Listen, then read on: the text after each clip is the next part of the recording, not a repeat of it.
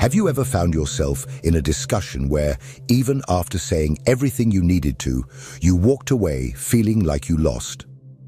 Have you ever felt that knot in your throat, as if every word spoken had pushed you further away from your own strength? Perhaps you're surrounded by people who speak loudly, interrupt, mock, and dominate environments with arrogance disguised as confidence. And maybe deep down, you believed that staying silent was a sign of weakness, that not defending yourself was surrendering, that not reacting was losing. But what if I told you that all of this is an illusion? That true power has never been in words, but in their absence. Nietzsche, one of the most misunderstood thinkers in history, saw something that few have the courage to admit. Those who talk too much reveal too much. Those who need to convince are already at a disadvantage. The world teaches us that we must fight, explain ourselves, defend our ideas, as if every conversation were a battle for the truth. But Nietzsche proposes something different, a more subtle, more lethal, and infinitely more intelligent path. He believed that silence is not just an absence of noise, but an overwhelming presence. Silence disconcerts. It destabilizes. It forces the other to confront themselves. This video is for you who constantly feels ignored, overshadowed, invalidated. For you who leaves conversations with the feeling that no one really heard what you meant to say. For you who is tired of being the easy target, the nice one, the one who tries to keep the peace while others take advantage of your calm. Perhaps you have confused your silence with submission, but today I will show you that silence can be your most powerful weapon, and that true victory does not come from winning an argument, but from never needing to enter one. Get ready to see silence in a new light, not as an absence of response, but as the definitive response. Let's dive into Nietzsche's ideas and discover how to master any situation without saying a single word. Why do we feel such a need to respond, to rebut, to correct, to prove that we are right? Because deep down, we have been conditioned to believe that the truth must be defended tooth and nail, that if we remain silent, we are allowing others to win. But Nietzsche saw this as a symptom of our deepest weakness, the fear of appearing weak. And behind this fear lies the ego, a fragile ego that cannot stand being questioned, that confuses disagreement with attack, and that turns any conversation into a battlefield. Nietzsche said that most people do not seek the truth when they argue, they seek power. They seek to reaffirm their beliefs, not because they are solid, but because if they are shaken, everything crumbles. Argumentation, in this sense, is not a tool of wisdom. It is a defensive armor, a desperate cry from the ego to maintain control of the narrative. And what does this mean? That when you feel compelled to justify yourself, to prove your point, you have already entered their game and lost. Because the simple need to justify your position shows that you are still trapped in the desire to be accepted, validated, understood. Nietzsche called this the herd morality, the behavior of those who live under the expectations of others, who want to be seen as good, correct, just. But this quest for approval is exactly what keeps you weak. True strength, Nietzsche said, lies not in convincing others, but in not needing to do so. It is in holding your vision, even in the face of laughter, criticism, rejection. It is in being misunderstood and remaining unshaken. What he proposes to us is a type of power that is not measured in verbal victories, but in internal mastery. A power that comes from the ability to remain calm while everyone around you is losing control. a power that grows when you stop reacting. If you really want to win, you need to understand this. The game of discussion is a theater, and the first to stand up to act has already lost. Nietzsche knew that the reactive mind is a subjugated mind. The observing mind, that is the dangerous one, because it is above the need to prove anything. But then, if we should not react, how can we exert power over others? If words betray us, how do we make others feel our strength without saying a single phrase? Nietzsche had an answer for that. And it lies in the ideal of the Übermensch, the being who transcends the limitations of common morality and dominates the world through absolute self-control.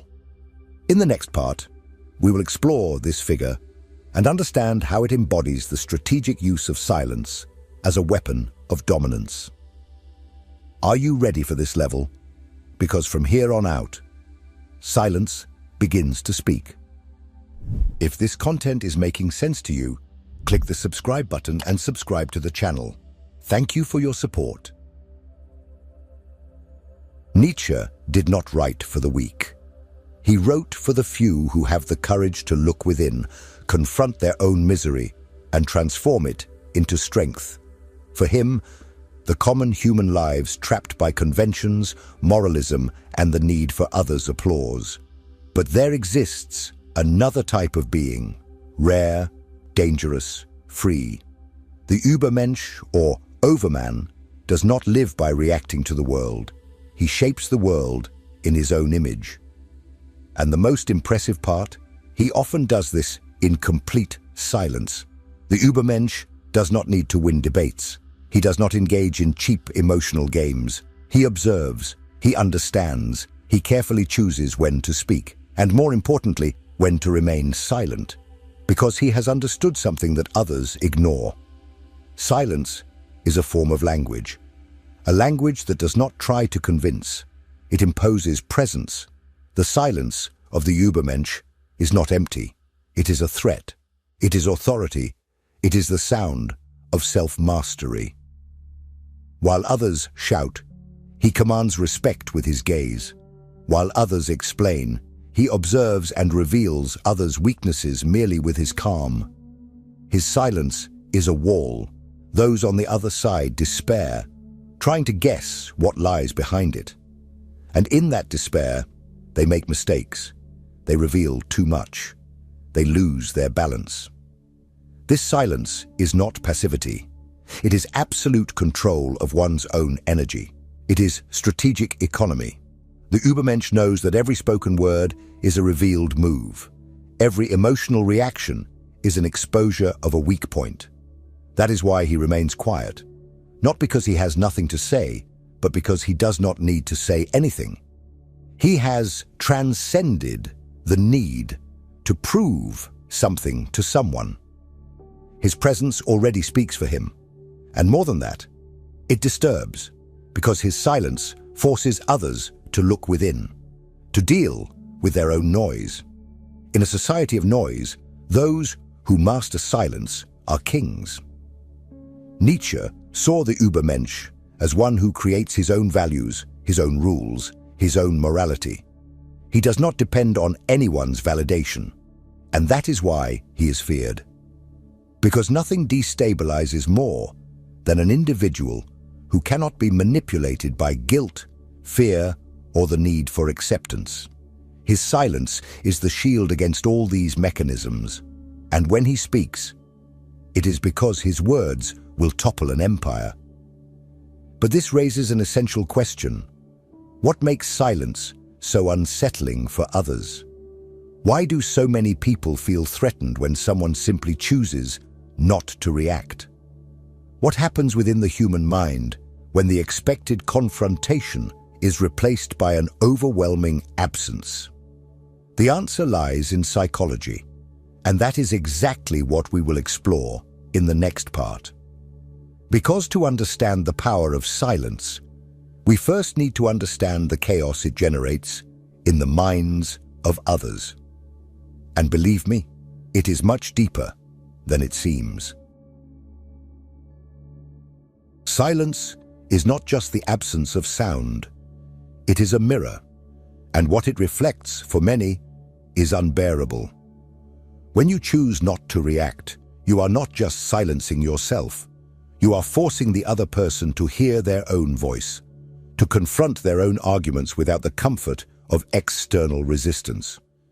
And that destabilizes, because most people do not speak to express themselves. They speak to protect themselves, to convince themselves, to hide the emptiness that exists between what they say and who they are. And then, when you remain silent, their disguise falls away. Social psychology has already shown that in confrontational situations, silence is perceived as judgment. It doesn't matter if you are just listening. The speaker begins to feel exposed, insecure. Why? Because without your response, without your reaction, they lose control of the narrative. The human brain goes into a state of alert. The amygdala, the region of fear and anxiety, activates. The other person starts to project their own fears onto you. Is he judging me? Did he notice my insecurity? Does he know I'm bluffing? And in this psychological battlefield, silence acts like an invisible blade. It cuts where no one sees, but everyone feels. Nietzsche sensed this long before modern psychology confirmed it. For him, the average person lives as a slave to their reactions.